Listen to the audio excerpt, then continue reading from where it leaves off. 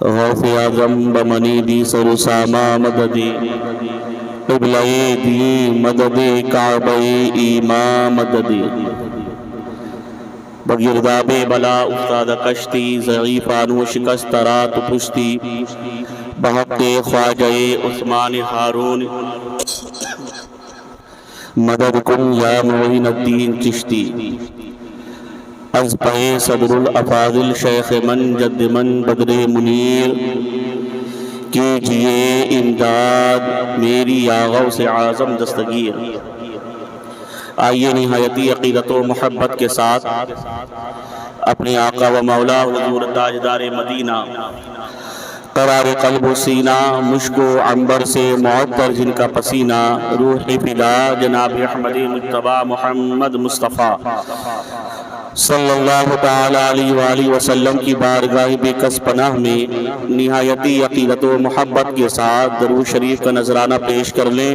پڑھیے بآواز بلند اللہم صلی علی سیدنا شفیعنا حبیبنا نبینا مولانا محمد مبارک وسلم صلو علیہ صلاۃ و سلام علیک یا سیدی یا رسول اللہ صلی اللہ تعالیٰ علیہ وسلم۔ مزار شریف پہ جو بیٹھے انہیں یہاں بلاؤ، ابھی اس مسجد خالی ہے، وہاں بیٹھنے کی ضرورت نہیں ہے، ان کو اندر بلاؤ ادھر مسجد میں۔ درود شریف پڑھنے اللہم صلی علی سیدنا شفیعنا حبیبنا نبینا مولانا محمد مبارک وسلم صلو علیہ صلاۃ و سلام علیک یا سیدی یا رسول اللہ صلی اللہ تعالی علیہ وسلم۔ عزیزان ملت اسلامیہ، اللہ کا بے پناہ شکر و احسان کرم پروردگار عالم کا کہ اس نے ہمیں ایک بار پھر اپنے گھر میں آنے کی توفیق عطا فرمائی اور نماز جمعہ کی ہمیں یہ مبارک ساعت نصیب فرمائی۔ اللہ کریم کی بارگاہ میں دعا ہے مولا تعالیٰ حبیب مصطفیٰ جان رحمت صلی اللہ علیہ وآلہ وسلم کے صدقے میں ہماری نمازوں کو عبادتوں کو اپنی بارگاہ میں قبول فرمائے۔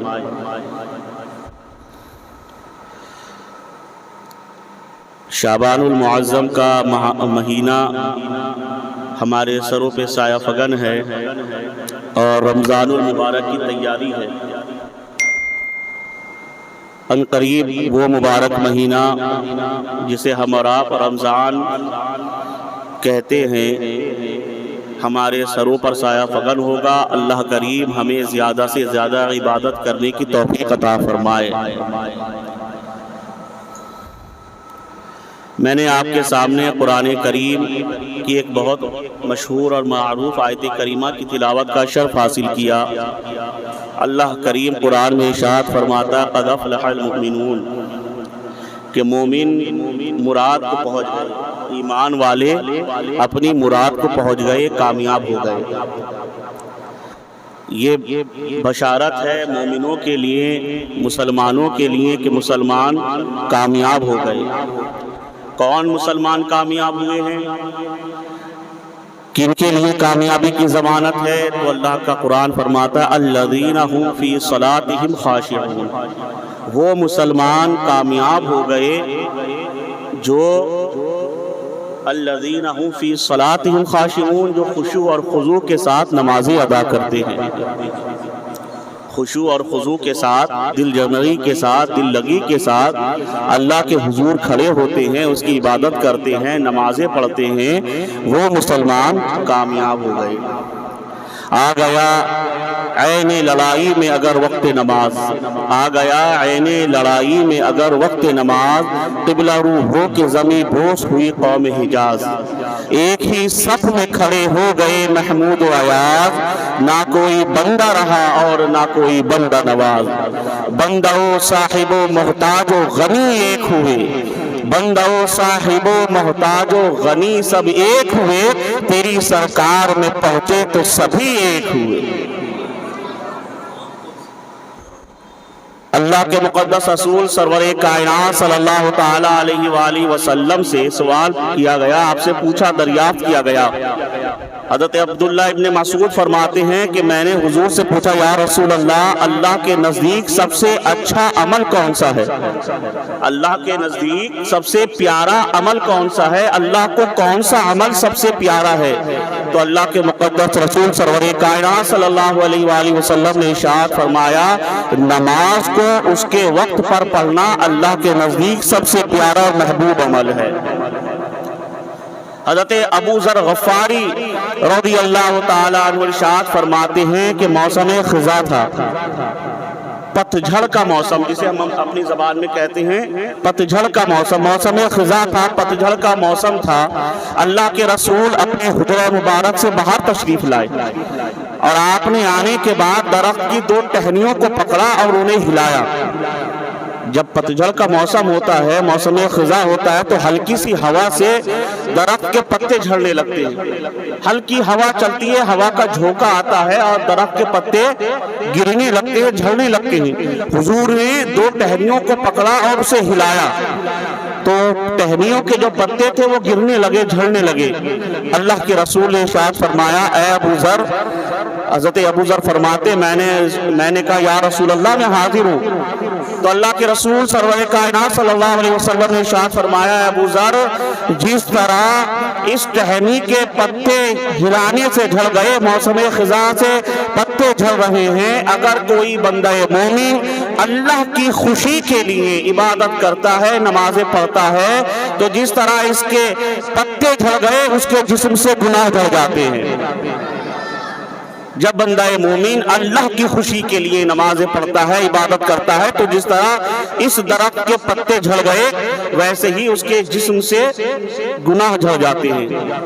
اور ایک حدیث میں آتا ہے، حضرت ابو ہریرہ رضی اللہ تعالیٰ عنہ ارشاد فرماتے ہیں کہ آقا دو جہاں سرور کون و مکان صلی اللہ علیہ وآلہ وسلم نے ارشاد فرمایا کہ اگر کسی کے دروازے سے کوئی نہر جاری ہو، دروازے سے کسی کے کوئی نہر جاری ہو اور وہ اس میں 5 مرتبہ غسل کرے، دن میں 5 مرتبہ اس میں نہائے، تو کیا اس کے جسم پر میل باقی رہے گا؟ صحابہ نے عرض کیا یا رسول اللہ، اگر کوئی 5 مرتبہ اس نہر میں غسل کرے، نہائے، تو اس کے جسم پر میل باقی نہیں رہے گا۔ تو اللہ کے مقدس رسول نے ارشاد فرمایا، یہی مثال 5 نمازوں کی ہے۔ جو بندہ دن میں 5 وقت کی نماز ادا کرتا ہے، اس کے جسم پر گناہوں کا میل نہیں باقی رہتا۔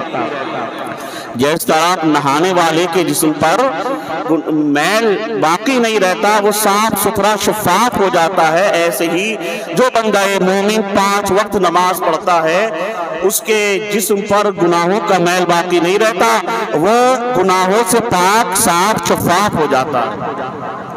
عزیزان ملت اسلامیہ، نماز ایک اہم عبادت ہے، نماز ایک اہم عبادت ہے۔ خود میرے آقا سرور کائنات صلی اللہ علیہ وسلم نے ارشاد فرمایا، قرۃ عین فی الصلاۃ، کہ نماز میری آنکھوں کی ٹھنڈک ہے۔ اللہ کے رسول سرور کائنات صلی اللہ علیہ وسلم نے ارشاد فرمایا کہ نماز میری آنکھوں کی ٹھنڈک ہے۔ اب کوئی بندہ مومن جو حضور سے محبت کا دعویٰ کرتا ہے، وہ کیسے گوارا کرے گا کہ میرے سرکار کو ٹھنڈک محسوس نہ ہو؟ جس چیز سے ہمارے نبی کو ٹھنڈک ملے وہ نماز ہے، اور ایک بندہ مومن کا یہ اہم فریضہ ہے کہ وہ اپنے آقا کو ہر حال میں خوش رکھنے کی کوشش کرے۔ تو اے مسلمانوں، نماز کی پابندی ایک اہم ضرورت ہے اور اللہ اور اس کے رسول کی خوشنودی کا ایک ذریعہ ہے۔ حضور نے ارشاد فرمایا کہ نماز مومن کی معراج ہے۔ اللہ کے رسول سرور کائنات صلی اللہ علیہ وسلم نے ارشاد فرمایا کہ جب بندہ اللہ کے حضور کھڑا ہوتا ہے تو گناہوں میں ہوتا ہے، اور جب وہ نماز سے باہر نکلتا ہے تو پوری طرح گناہوں سے پاک اور صاف ہوتا ہے۔ یہ تو احادیث کریمہ ہے جس میں نمازوں کی بے شمار فضیلتیں آئی ہیں۔ قرآن کریم میں متعدد مقامات پر اللہ نے ہمیں یہ حکم دیا کہ ہم نماز قائم کریں، نماز پڑھیں۔ اس کے علاوہ ہم صالحین بزرگان دین کا عمل بھی دیکھتے ہیں تو ہمیں یہ بات پتہ چلتی ہے کہ وہ کس طرح شوق اور ذوق کے ساتھ اللہ کے حضور کھڑا ہوا کرتے تھے، کس طرح نمازوں کے پابند تھے، کس طرح نمازیں ادا کیا کرتے تھے۔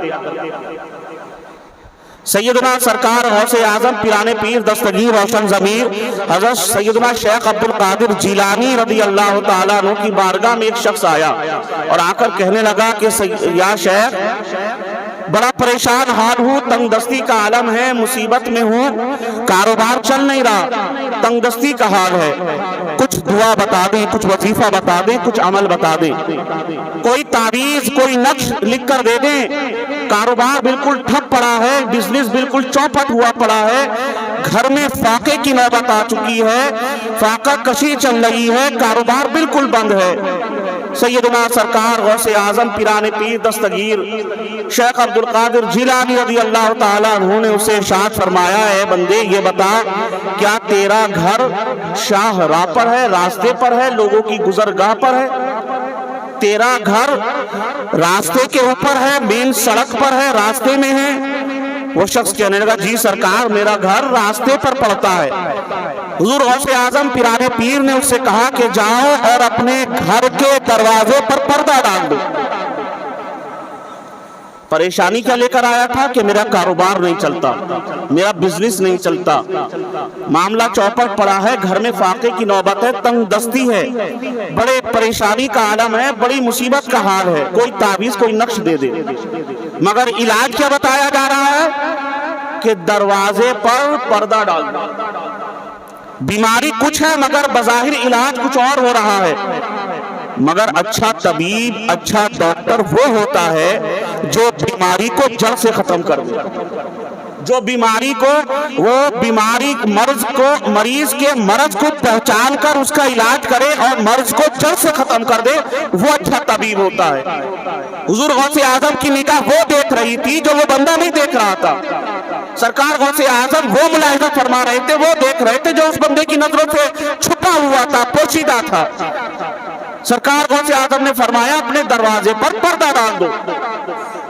ये शख्स सोचने लगा, मैं आया था, कोई नुस्खा बताएंगे, कोई ताबीज देंगे, कोई अमल बताएंगे, कुछ नक्श लिख कर देंगे कि ये काम करो, ये पढ़ो, ये वजीफा पढ़ो, मगर ये तो अजीब मामला है। मैं शिकायत लेकर आया हूँ कि मेरा कारोबार नहीं चलता, परेशानी का हाल है। हुजूर गौसे आजम फरमाते हैं, दरवाजे पर पर्दा डाल दो।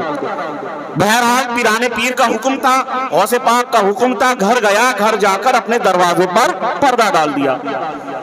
वक्त गुजरा, कुछ महीने गुजरे, उसका कारोबार चलने लगा, बिजनेस आगे बढ़ने लगा, खूब फलने फूलने लगा, खूब कारोबार बढ़ा, घर में बरकतों का नुज़ूल होने लगा, घर में खुशहाली आ गई, तंगदस्ती चली गई, घर में खुशी का माहौल हो गया।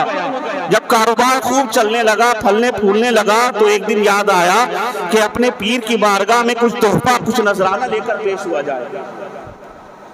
अब पहुंचा सरकार गौसे आजम की बारगाह में कुछ तोहफा, कुछ नजराना लेकर। मुरीदों की खुशी होती है कि वो अपने पीर को तोहफा दें, अपने पीर को नजराना पेश करें, ये मुरीदों को खुशी मिलती है इससे। वो पहुंचा सरकार गौसे आजम की बारगाह में, हुजूर ये नजराना, ये तोहफा। सरकार गौसे आजम ने उसे कबूल किया। ये शख्स कहने लगा कि सरकार, गुस्ताखी माफ हो हुजूर, ये बात समझ में नहीं आई कि मेरे कारोबार की परेशानी, मेरी तंगदस्ती, मेरी फकीरी, मेरी गरीबी, जिसकी मैं आपके पास जो हाजत लेकर आया था, आपने न कोई तावीज़ दिया, न कोई नक्श लिखा, न कोई वजीफा बताया, न कोई अमल बताया, न कोई तरीका बताया। कहा दरवाजे पर पर्दा डाल दो। आखिर दरवाजे पर पर्दा डालने से मेरे घर में ऐसी बरकत कैसे होने लगी, मेरे कारोबार कैसे चलने लगे? सरकार गौसे आजम पिराने पीर दस्तगीर रोशन ज़मीर सैयदना शेख मुहीउद्दीन अब्दुल कादिर जिलानी रज़ी अल्लाह ताला अन्हु इरशाद फरमाते हैं, ऐ बंदे सुन, तेरा दरवाजा, तेरा घर शाहराह पर है, लोगों की गुजरगाह पर है, सड़क के ऊपर है, मेन रास्ते पर है। जब उस रास्ते से लोग गुजरते हैं तो उसमें नमाजी भी गुजरते हैं, बेनमाजी भी गुजरते हैं, नमाजी भी गुजरते हैं, बेनमाजी भी गुजरते हैं। और जब किसी बेनमाजी की निगाह तेरे घर पर पड़ती है तो तेरे घर से बरकतें खत्म हो जाती हैं। इसीलिए मैंने कहा दरवाजे पर पर्दा डाल दे, ताकि तेरे घर में, तेरे दरवाजे पर किसी बेनमाजी की निगाह ना पड़े। تو اگر کسی بے نمازی کی نگاہ سے، غور کرنے کا مقام ہے، کسی بے نمازی کی نگاہ سے گھر کی برکت ختم ہو جائے، کاروبار کی برکت ختم ہو جائے، نحوست آ جائے، تو جس گھر میں سب کے سب بے نمازی رہتے ہوں، جس گھر میں سب کے سب بے نمازی رہتے ہوں، نماز نہ پڑھتے ہوں، نماز پڑھنے کو اچھا نہ جانتے ہوں یا نماز نہ پڑھتے ہوں، اس گھر میں برکتوں کا نزول کیسے ہوگا؟ پھر ہم پریشان گھومتے ہیں کہ حضرت کاروبار نہیں چلتا، گھر میں برکت نہیں آتی، بزنس ہمارا چلتا نہیں، بڑی محنت کرتے ہیں، صبح سے شام تک دھوپ کے تھپیڑے کھاتے پھرتے ہیں، دوڑ بھاگ کرتے ہیں، مگر گھر میں برکت نہیں آتی۔ تو اگر بے نمازی کی نگاہ سے گھر کی برکت ختم ہو سکتی ہے تو غور کریں کہ جس گھر میں سب بے نمازی رہتے ہوں، اس گھر میں برکتوں کا نزول کیسے ہوگا؟ اللہ ہم سب کو اچھے طریقے سے نماز پڑھنے کی توفیق عطا فرمائے۔ نماز بہت سے لوگ پڑھتے ہیں مگر صحیح طریقے سے نہیں پڑھتے، جس طرح پڑھنی چاہیے جو حق ہے وہ ادا نہیں کرتے۔ آپ نے سنا ہوگا، میں نے اس سے پہلے بھی ذکر کیا، حضرت مولا علی مولا کائنات مولا علی شیر خدا کرم اللہ تعالی وجہ الکریم کا کہ ایک جنگ کے موقع پر آپ کی پنڈلی مبارک میں تیر لگا، پیوست ہو گیا۔ تیر ٹرائی اینگل ہوتا ہے، جب وہ داخل ہوتا ہے، جب وہ لگتا ہے تو بڑی تکلیف کرتا ہے۔ تیر جب کسی کے جسم میں لگتا ہے تو بڑی تکلیف ہوتی ہے، اور جب اسے نکالا جاتا ہے تو اس کی تکلیف کئی گنا بڑھ جاتی ہے۔ کیوں؟ کیونکہ وہ ٹرائی اینگل ہوتا ہے، جب گھستا ہے تو نوک کی طرف سے گھستا ہے، مگر جب اسے کھینچا جاتا ہے، نکالا جاتا ہے تو وہ گوشت کو، نسوں کو اور ہڈی کو لے کر باہر آتا ہے۔ تو جتنی تکلیف تیر لگنے میں ہوتی ہے اس سے کئی گنا زیادہ تکلیف تیر نکالنے میں ہوتی ہے۔ جب مولا کائنات مولا علی شیر خدا کرم اللہ تعالی وجہ الکریم کی اس پنڈلی مبارک سے تیر نکالنے کی کوشش کی جاتی تو آپ شدت تکلیف سے بے چین ہو جاتے، تکلیف کی شدت اتنی ہوتی آپ بے قرار ہو جاتے۔ کسی نے کہا کہ ابھی رہنے دو، ابھی تیر مت نکالو، ابھی تیر کو اپنی جگہ پہ چھوڑ دو۔ کہا پھر کیسے نکالا جائے؟ کہا جب مولا علی کا دھیان کہیں اور ہو، جب مولا علی کی توجہ کہیں اور ہو، جب آپ کا خیال کہیں اور ہو، اس وقت تیر نکال لینا۔ ہم نے بھی دیکھا ہے آج کے دور میں آپریشن وغیرہ ہوتے ہیں، بڑے بڑے آپریشن ہوتے ہیں، کٹ لگتے ہیں، اس پہ ٹانکے لگائے جاتے ہیں، سلائی ہوتی ہے۔ آپریشن کے وقت میں ڈاکٹر کیا کرتے ہیں؟ بے ہوش کرتے ہیں یا اس جگہ کو سن کر دیتے ہیں۔ کیوں؟ کہ مریض کا دھیان اس تکلیف پہ نہ رہے، اسی لیے اس کو سن کر دیا جاتا ہے جگہ کو آپریشن کے وقت۔ اور بڑا بڑا آپریشن ہو جاتا ہے، مریض کو پتہ نہیں چلتا، جب اس کو ہوش آتا ہے تب دیکھتا ہے کہ ہاں میرا آپریشن ہو گیا۔ آپ نے دیکھا ہوگا آپریشن جب ہوتے ہیں تو مریض کو یا تو سن کر دیا جاتا ہے، اس جگہ کو، زخم کو سن کر دیا جاتا ہے، یا مریض کو بھی ہوش کیا جاتا ہے، اس لیے کہ جب اس جگہ پر اس کا دھیان نہیں ہوگا، اس کا دھیان مبذول ہوگا تو تکلیف کا احساس کم ہوگا۔ اب مولا علی کا دھیان تکلیف سے ہٹ کر دوسری طرف کہاں جائے؟ تو کہنے والے نے کہا کہ جب یہ اللہ کے حضور کھڑے ہو اس وقت تیر نکال لینا، جب اللہ کی بارگاہ میں کھڑے ہو، نماز کے لیے کھڑے ہو، اس وقت تیر نکال لینا۔ کہ مولا علی جب نماز کے لیے کھڑے ہوتے ہیں ان کی پنڈلی سے تیر نکال لیا جاتا ہے، مولا کائنات کو خبر بھی نہیں ہوتی، حضرت علی کو پتہ بھی نہیں چلتا۔ جب نماز سے فارغ ہوئے پنڈلی پر خون دیکھا، کہا یہ خون کیسا ہے؟ کہا سرکار آپ کی پنڈلی میں جو تیر لگا ہوا تھا اس کو کھینچ لیا گیا ہے، اس کو نکال لیا گیا ہے، آپ کو اس وقت تیر نکالا گیا جب آپ نماز کی حالت میں تھے۔ میں نے پڑھا تو یہ جب واقعہ پڑھا تو جھوم اٹھا کہ مولا کائنات کو پتہ کیسے چلتا؟ وہ مولا علی جو فرماتے ہیں میں ایک سجدے کے بعد دوسرا سجدہ اس وقت تک نہیں کرتا جب تک اپنے رب کا دیدار نہ کر لوں۔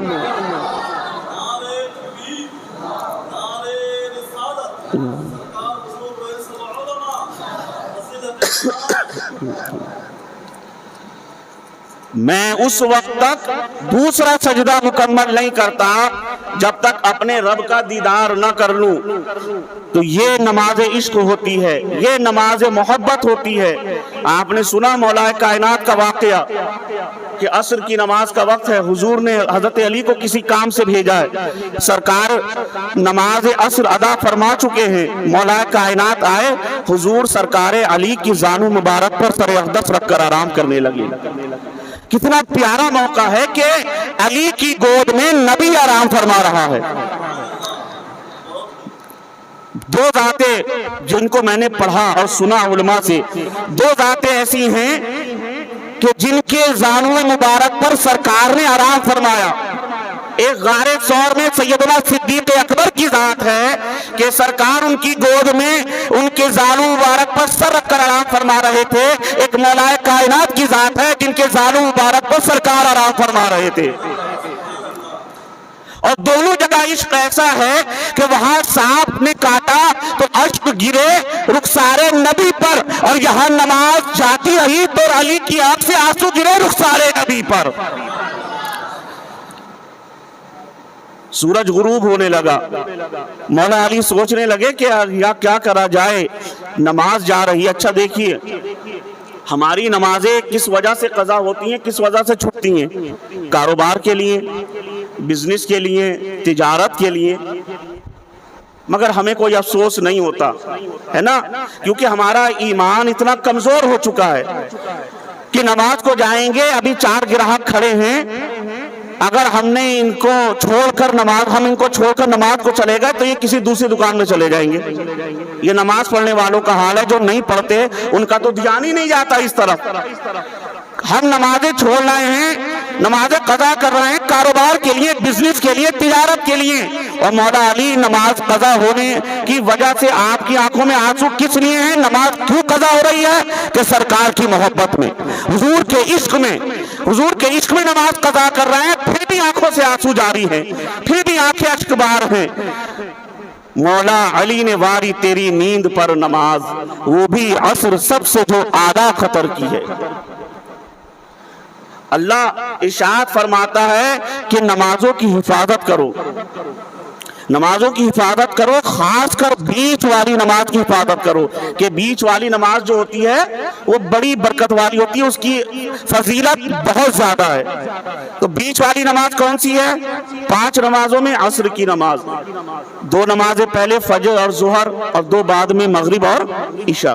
بیچ کی نماز عصر کی نماز ہے، بڑی فضیلت والی نماز ہے۔ تو مولا علی نے واری تیری نیند پر نماز، وہ بھی عصر سب سے جو اعلیٰ خطر کی ہے، جو سب سے فضیلت میں سب سے زیادہ ہے، اس نماز کو مولا علی نے سرکار پر قربان کرا۔ تو میرے سرکار جب جاگے، آنکھوں کے آنسو مولا کائنات کے رخسار نبی پر گرے، حضور نے آنکھیں کھولی، مولا علی سے پوچھا علی کس چیز نے رلایا؟ کہا سرکار عصر کی نماز قضا ہو گئی، سورج غروب ہو گیا، سورج ڈوب گیا۔ تو جس کے عشق میں حضرت علی نے نماز اپنی قضا کی تھی، نماز قضا ہو رہی تھی، وہ نبی کب علی کی نماز کو قضا ہونے دیتا؟ انگشت مبارک کا اشارہ کیا، سورج الٹے پاؤں پلٹے، چاند اشارے سے ہو چاک، سورج الٹے پاؤں پلٹے، چاند اشارے سے ہو چاک، اندھے نجدی دیکھ لے قدرت رسول اللہ کی، اندھے نجدی دیکھ لے قدرت رسول اللہ کی۔ کہا علی سورج پلٹا دیا جائے؟ کہا یا رسول اللہ، علی کی نماز کے لیے سرکار نے اشارہ کیا، سورج پلٹ کر واپس آ گیا۔ تو عرض یہ کرنا ہے کہ وہ نمازوں سے کس طرح محبت کرتے تھے، کس طرح ان کی نمازیں تھیں، کہ نمازوں سے کس طرح عشق کرتے تھے، کہ اگر سرکار کی محبت میں نماز قضا ہو رہی ہے تو ان کے دل کو تکلیف ہو رہی ہے۔ اور آج ہم اپنی نمازیں اپنے کاروبار کے لیے، اپنے بزنس کے لیے، تجارت کے لیے اپنی نمازوں کو قضا کر دیتے ہیں، مگر ہمارے دل پر کوئی افسوس نہیں ہوتا، ہمارے دل پر کوئی افسوس نہیں ہوتا، ہمیں کوئی غم نہیں ہوتا، کوئی فکر نہیں ہوتی۔ عزیزان ملت اسلامیہ، اللہ فرماتا ہے مومنو اگر تم کامیاب ہونا چاہتے ہو، اور کون ہے ایسا جو کامیاب ہونا نہیں چاہتا؟ کون ایسا شخص ہے جو کامیاب ہونا نہیں چاہتا؟ چاہے کسی بھی قوم کا ہو، کسی بھی مکتب فکر سے اس کا تعلق ہو، کسی بھی قوم سے تعلق رکھتا ہو، کسی بھی خاندان کا ہو، ہر کوئی چاہتا ہے کہ میں کامیاب ہو جاؤں۔ اور کامیابی کس میں ہے؟ कामयाबी नमाज के अंदर है, कामयाबी नमाज के अंदर है। मोमिनो, अगर तुम चाहते हो कामयाब हो जाओ, अल्लाह के हुजूर आके खड़े हो जाओ, अल्लाह की बारगाह में आकर खड़े हो जाओ, उसकी बारगाह में सर्व सुजूद हो जाओ, तुम्हारी कामयाबी की जमानत तुम्हें मिल जाएगी। अल्लाह के रसूल ने इरशाद फरमाया कि नमाज जन्नत की कुंजी है, नमाज जन्नत की कुंजी है। और नमाज की कुंजी क्या है? तहारत है, पाकी है। आज हम सही तरीके से पाकी हासिल नहीं करते। अल्लाह माफ़ फरमाए, आज का मुसलमानों का हाल ये है कि हमें पाकी का हाल नहीं पता। हमें जिस्म कैसे पाक करना है अपना, हमें अपने कपड़े कैसे पाक करने, हमें ये तरीका नहीं आता।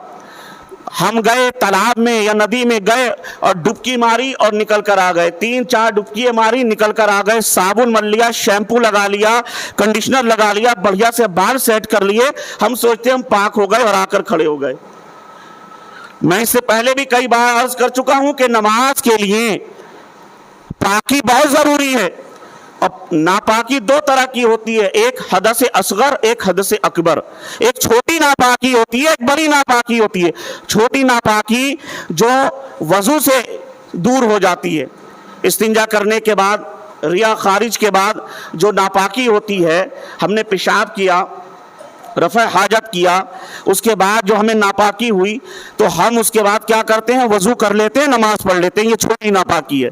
मगर गुस्ल जनाबत के बाद, नापाकी के बाद, इंज़ाल के बाद जो हमें बड़ी नापाकी होती है वो गुस्ल से जाती है। और गुस्ल करने का सही तरीका क्या है वो हमें पता नहीं। अगर जिन्हें पता भी है तो वो सही तौर से उस पर अमल नहीं करते। गुस्ल के 3 फर्ज हैं: कुल्ली करना, नाक में पानी डालना और पूरे जाहिर बदन पर पानी बहाना। अब कुल्ली करने का तरीका क्या है? बहुत से लोग लेते हैं, नीचे मुंह किया, जल्दी जल्दी वही पानी लिया, वही थूक दिया, ये कुल्ली नहीं हुई। कुल्ली करने का सही तरीका क्या है कि आप पूरे मुंह में पानी लें और उसको गरारा बोलते हैं, ऊपर मुंह करके, ताकि हलक तक। अगर रोजे की हालत में नहीं है, रोजे की हालत में है तो इतना मुबालगा सही नहीं है। अगर रोजे की हालत में नहीं है तो पूरे मुंह में सही तौर से पानी लें। एक बार पूरे मुंह का सही तौर से कुल्ली करना फर्ज है और 3 बार कुल्ली करना सुन्नत है। तो पूरे मुंह में सही तौर से कुल्ली करें और नाक में पानी चढ़ाएं, गीली उंगली लेकर। हमारे हाथ भीगे हुए हैं और उंगली से नाक साफ कर ली तो इससे फर्ज अदा नहीं हुआ, बल्कि नाक की हड्डी जहां तक पानी पहुंचाना आसानी से आप पानी पहुंचा सकते हैं वहां तक पानी पहुंचाएं और उसके बाद सारे जाहिर बदन पर पानी बहाना, ये फर्ज हुआ अदा। औरतें बहुत सी ऐसी घर की हैं कि वो जेवर वगैरह पहनती हैं, कान में झुमके पहने हुए, नाक में लौंग वगैरह, नथ वगैरह पहने हुई हैं, हाथ में अंगूठी वगैरह है। तो वज़ू की हालत में या गुस्ल की हालत में इन चीज़ों को हटाना सबसे बेहतर है कि इनको उतार दिया जाए, उसके बाद गुस्ल किया जाए। और अगर नहीं उतारते हैं तो कम से कम उसे अपनी जगह से हटाकर उस तक पानी पहुँचाए। एक बाल की बराबर भी फर्ज गुस्ल में, एक बाल की बराबर भी अगर पानी वहां तक नहीं पहुंचा तो आपका गुस्ल नहीं होगा, आप पाक नहीं होंगे। बैठकर नहा रहे हैं तो बैठकर नहाने में आप किसी चीज पर बैठे हुए हैं तो आपके कूल्हे जो हैं, आपकी जो पीठ है उस चीज से चिपकी हुई है, वहां पानी नहीं पहुंच रहा। आप गुस्ल कर कर फारिग हो गए और आपकी वो जगह पानी पहुंचने से रह गई तो आपका गुस्ल नहीं हुआ। अब क्या करना है? खड़े होकर वहां पर अच्छी तरीके से पानी पहुंचाएं, अच्छे तरीके से पानी पहुंचाएं ताकि आपका जिस्म का एक एक हिस्सा अच्छे तरीके से पाक हो जाए। इसी तरह तहारत, ये तो जिस्म की हुई और दूसरी कपड़ों की तहारत। कपड़ों की तहारत भी बहुत ज़रूरी है। और कपड़ों की तहारत कैसे होगी? हमारे में आम तौर से कपड़े वॉशिंग मशीन वगैरह में धोए जाते हैं। आजकल घरों में इलेक्ट्रॉनिक ज़माना है, वॉशिंग मशीन इस्तेमाल होती है।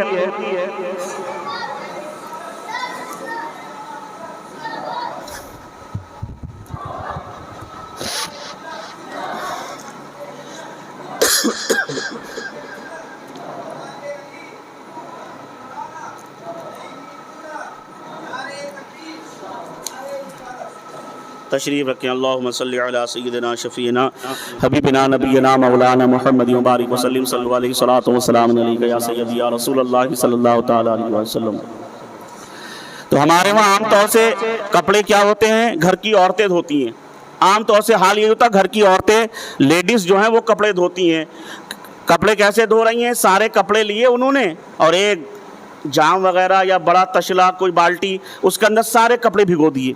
اب ان کپڑوں میں پاک کپڑے بھی تھے، ناپاک کپڑے بھی تھے، اچھے کپڑے بھی تھے۔ مثال کے طور پر آپ کام میں گئے، دھول مٹی لگ گئی، کپڑا تو پاک ہے اگرچہ میلا ہو گیا ہے، ایک تو یہ کپڑا، دوسرا کپڑا ناپاکی کا کپڑا ہوتا ہے جو رات میں آپ کی مثال کے طور پر لنگی وغیرہ یا ٹراؤزر وغیرہ ناپاک ہو گیا، یا بچے کے پیشاب کے کپڑے ہیں، بچے نے لیٹرین پیشاب کر دیا، وہ کپڑے ہیں، انہوں نے سارے کپڑے لیے اور ایک ساتھ ڈال دیے۔ اب ان ناپاک کپڑوں کی وجہ سے یہ جو آپ کے پاک کپڑے تھے اگرچہ میلے ہو گئے تھے، مگر جب سب کو ایک ساتھ ڈالا، ایک ہی برتن میں ڈال دیا، اب سارے کپڑے ناپاک ہو گئے۔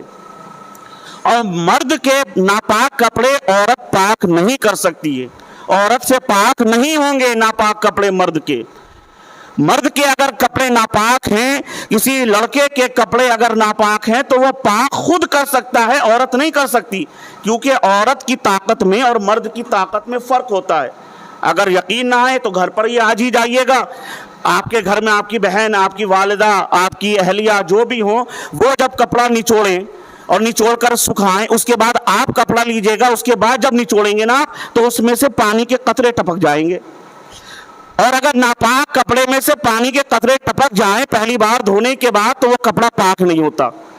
تو کپڑا پاک کرنے کا طریقہ کیا ہے کہ آپ اپنا کپڑا اپنے ہاتھ سے پاک کریں۔ اول تو گھر میں یہ بتائیں کہ ناپاک کپڑا الگ رکھیں اور پاک کپڑا الگ رکھیں، پاک کپڑے کو الگ دھوئیں، ناپاک کپڑے کو الگ دھوئیں۔ اگر آپ کا اپنا کپڑا ناپاک ہو گیا ہے تو اس کو 3 بار اچھے سے دھونا ہے، اور ہر بار میں اتنی طاقت سے نچوڑنا ہے کہ اس کا ایک ایک قطرہ پانی کا ٹپک جائے، ایک ایک قطرہ پانی اس کا نکل جائے۔ پھر دوبارہ بالٹی کو وہ پانی پھینک دیں، پھر نیا پانی بھریں بالٹی میں، پھر اس کو پورے کپڑے کو بھگوئیں، پورے کپڑے کو ڈالیں، اس کے بعد اپنی طاقت سے اسے پھر نچوڑیں، اور نچوڑنے کے بعد ایک ایک قطرہ اس کا بہا دیں، پانی پھر پھینک دیں، پھر تیسری بار نیا پانی بالٹی میں لیں، پھر اس کپڑے کو بھگوئیں، اور بھگونے کے بعد پھر پوری طاقت سے نچوڑیں۔ اب 3 نئے پانی سے 3 نئی بار نئے پانی سے کپڑا نچوڑنے کے بعد آپ کی طاقت سے اب وہ کپڑا آپ کا پاک ہوا۔ نجاست جب تک اس میں لگی ہوئی ہے کپڑا پاک نہیں ہو سکتا۔ نجاست 2 طرح کی ہوتی ہے، ایک جو ہمیں نظر آتی ہے، ایک نجاست، ایک ناپاکی ہمیں نظر آتی ہے، اور ایک ناپاکی ہمیں نظر نہیں آتی۔ مثال کے طور پر پیشاب اگر ہے تو وہ سوکھنے کے بعد نظر نہیں آتا، مگر کوئی ایسی نجاست ہے جس کا رنگ ہے، جیسے بچے نے ٹوائلٹ کر دی، اس میں لیٹرین کر دی، یا کوئی اور چیز اس میں لگی ہوئی ہے، یا احتلام کے بعد منی اس میں لگی ہوئی ہے، تو وہ نجاست نظر آتی ہے، مگر پیشاب نظر نہیں آتا۔ تو ایک نجاست ہوتی ہے جو نظر آتی ہے، اور ایک ناپاکی جو نظر نہیں آتی۔ نظر جو آتی ہے اس کے پاک کرنے کا طریقہ الگ ہوتا ہے، اور جو نظر آتی ہے اس کے پاک کرنے کا طریقہ الگ ہے، جو نظر نہیں آتی اس کے پاک کرنے کا طریقہ الگ ہے۔ انشاءاللہ تعالی اپنی آئندہ خطاب میں، آئندہ تقریر میں اس بات پر توجہ ہوگی، اس بات پر خطاب ہوگا۔ اللہ کریم ہم سب کو صحیح طور سے پاکی حاصل کرنے کی توفیق عطا فرمائے، صحیح طور سے نماز پڑھنے کی توفیق عطا فرمائے۔